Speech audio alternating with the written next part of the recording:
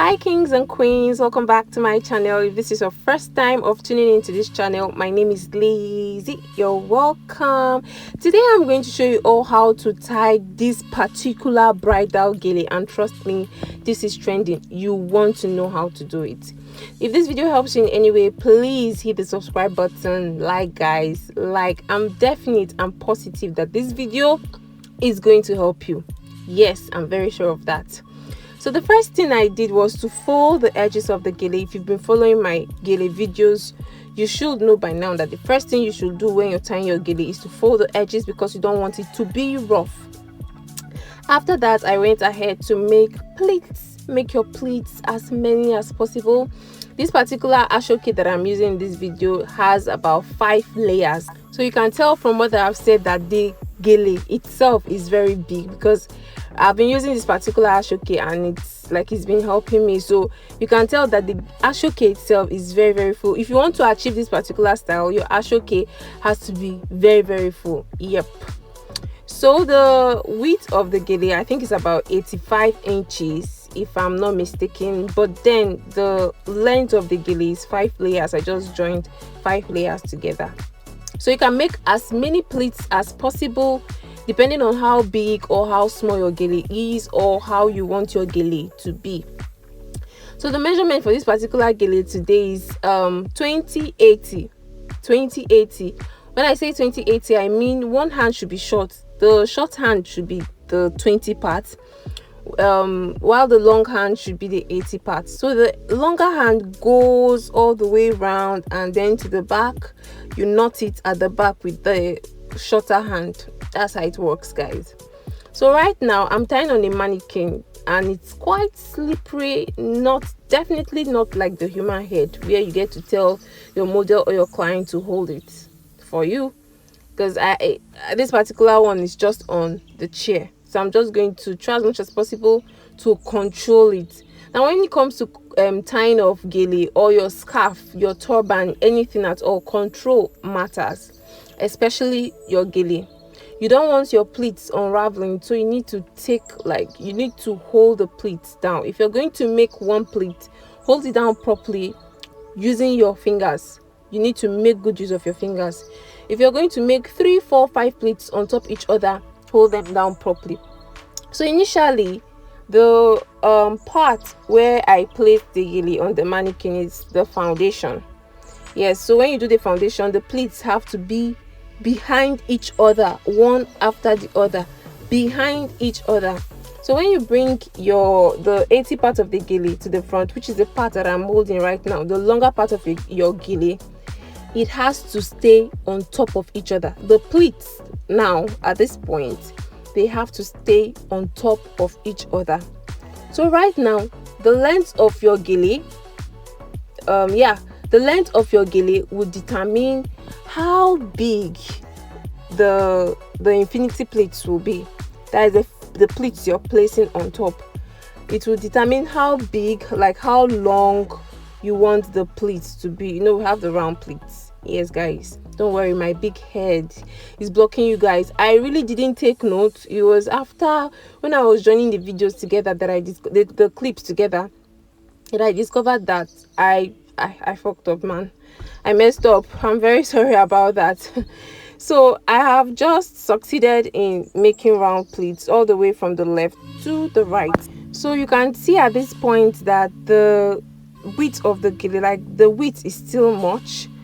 So right now I'm going to pull the extra part of the gele where we are going to make the round pleats. I'm going to open it so that while I knot the gele at the back with the 20 part of the gele, it doesn't interfere. So I'll trace the pleats from the 80 part of the gele, which is the longer hand of the gele, and I'm just going to trace it like this using the pleats that I made initially. They were not plenty, so I'm just going to trace them.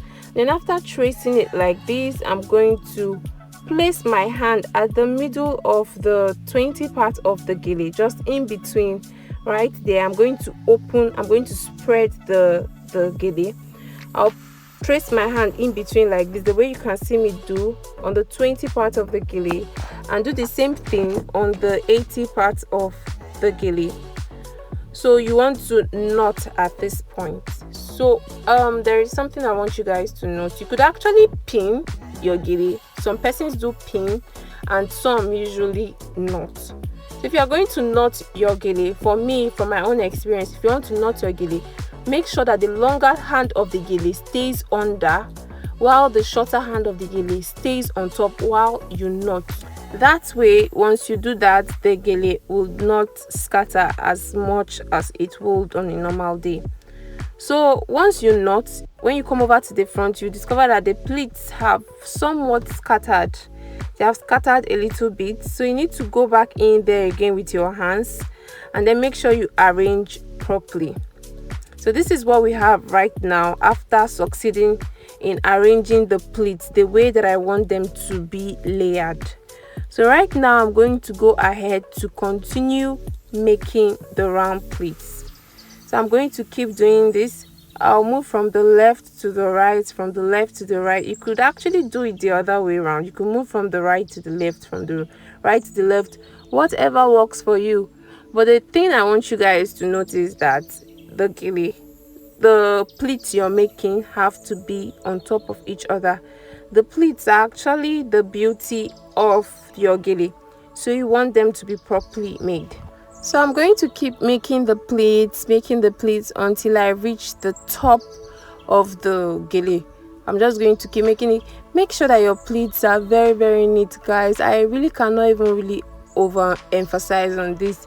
If you want to be a professional gele artist, you need to make sure that your pleats are really, really neat and properly laid. So I'm just going to leave you guys to enjoy the rest of this video until it's necessary that I come back in again.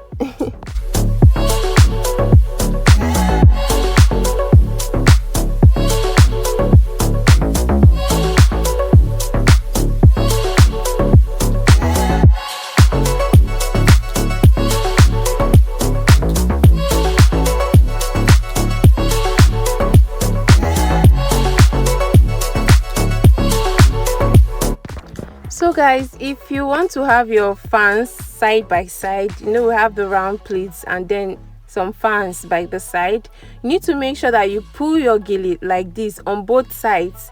Pull it like this, because this is where you're going to have to end up creating the fan. So you need to make sure that you pull this edge like this and do the same thing on the other side. So this is how I usually tie my gele.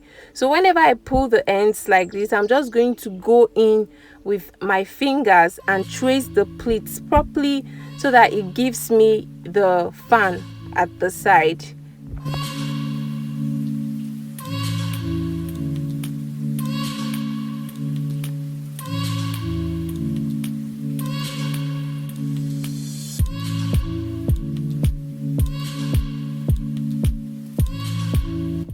Okay guys, so we are done with the fan. We are quickly going to move over to the other side and repeat the same pleats. So this is me arranging my pleats. You need to make sure that you're working with your both hands. So what I usually do is, my trick is, while one hand makes the pleats, while one hand picks the pleats, the other one secures it so that it doesn't unravel. So what I'm going to do is, I'm going to pick pleats. I'm going to place one hand at the back while the other hand stays in front. So the one in front picks the pleats while the other one at the back secures the pleats so that everything stays intact. So for the fan, I'm going to pull out the edge, which is this part right now. I'm going to pull it out a little bit so that I can form fans at this point. So it's just basically me repeating the same process. I'm so sorry that my head was in the way. I really didn't know it was while editing the whole thing that I discovered. So just make sure that your fingers are doing the measure work. You know how you usually make fans, just exactly like that. So right now I'm going to pin the parts that my other hand at the back secured. I'm just going to use pins. Guys, see, the thing is, whenever you feel like making use of pins, just do it. As long as the pins are properly hidden and not revealing, just use them. So right now I'm going to move over to the front of the gele and I'm going to style it like this. So what I'll do is, in between every pleat, I'm going to lift the pleat up a little bit and pin on both sides. So I'm going to lift the pleat like this, make sure that there is a gap in between, and I will pin just like this. So make sure you are pinning from under and not on top, because you want your gele to be properly laid and neat. So I'm just going to keep styling and styling until I reach the top and until I get what I want.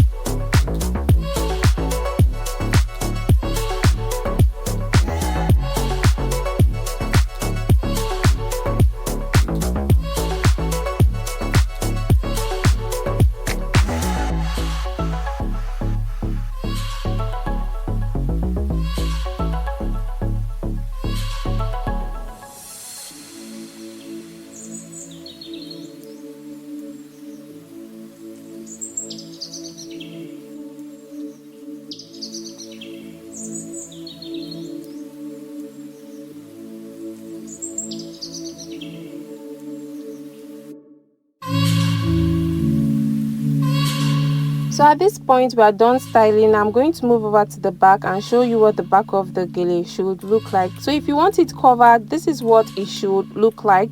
Just twist the remaining hand of the knotted gele to the back like this and pin it. As simple as that, guys. If you want it open, you could just open your gele the normal regular way, just in case that your gele is not enough in terms of the length. Yes, you could just open it the normal way.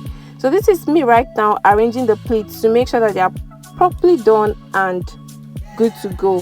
Thank you guys so much for watching this video. I do hope that it was helpful. If it was, please don't forget to give this video a thumbs up. Subscribe, guys. If you've not turned on your notification button, please do that, so that each time I post you get the notification and you be the first to know. When it comes to bridal gele, this should be your #1 go-to, and the reason is because it's unique, and of course every bride wants to look unique and beautiful.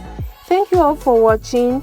Please don't forget to hit the subscribe button, guys. Like, share. I'll see you all in my next video. Bye.